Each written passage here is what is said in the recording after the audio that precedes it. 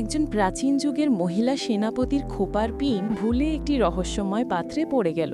মুহূর্তের মধ্যে পিনটি উধাও হয়ে গেল। তিনি নিজেও পৌঁছে গেলেন আধুনিক যুগে। একজন আধুনিক যুবক তাকে দেখে বিস্মিত হয়ে উঠল। সে তার উৎস সম্পর্কে জানতে বই খাতা ঘাঁটতে শুরু করলো। জানতে পারল ওটা ৫,০০০ বছর আগের যুগের এক প্রাচীন অবশিষ্ট।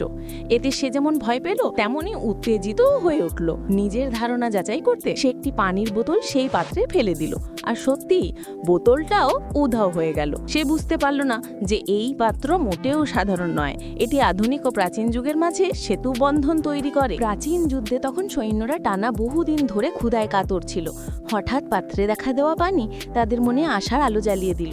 তারা ভাবল এটি নিশ্চয়ই দেবতাদের আশীর্বাদ। ওদিকে আধুনিক যুগের মানুষটি তার পরীক্ষা নিরীক্ষা চালিয়েই যাচ্ছিল। সে ফ্রিজে থাকা সব এক্সপায়ার্ড স্ন্যাক্স পাত্রে ঢেলে দিল। শুধু তাই নয়, একসাথে ৬০০ ফাস্ট ফুড অর্ডার করলো এবং সবই সেই পাত্রে ফেলে দিল। অবশেষে সেই সব খাবার পৌঁছে গেল প্রাচীন যুগে। ৭ দিন ৭ রাত ধরে ক্ষুধায় কাতর থাকা সৈন্যরা খাবারের উপর ঝাঁপিয়ে পড়ল। আধুনিক যুগের সেই মানুষটি অজান্তেই তাদের প্রাণ বাঁচিয়ে দিল। কিন্তু ঠিক তখনই শহরের বাইরে থেকে শত্রু সেনারা আকস্মিক আক্রমণ চালায়। যুদ্ধে মহিলা সেনাপতি গুরুতর আহত হলেন।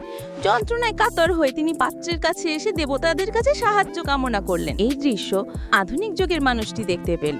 সে দ্রুত তার সহকারীকে ফার্স্ট এড কিট আনতে বলল এবং নির্দেশিকা লিখে সেটিও কাত্রের মাধ্যমে প্রাচীন যুগে পাঠিয়ে দিল। পরের দিনই মহিলা সেনাপতি ক্ষত সেরে উঠল।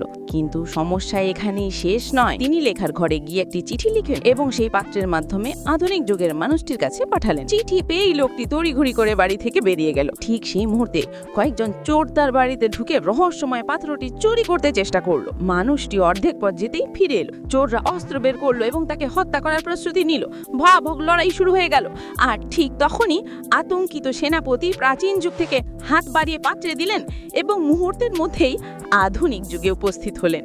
তিনি তার শক্তি দিয়ে চোরদের তাড়িয়ে দিলেন। কৃতজ্ঞতা জানাতে আধুনিক যুগের মানুষটি তার চাকরদের মূল্যবান পোশাক আনতে বলল। যখন মহিলা সেনাপতি তার বর্ম খুলে সেলি পোশাক পরলেন, মানুষটি তার সৌন্দর্য পুরোপুরি মুগ্ধ হয়ে গেল। সাবস্ক্রাইব করে রাখো, পরের পর্ব খুব শীঘ্রই আসছে।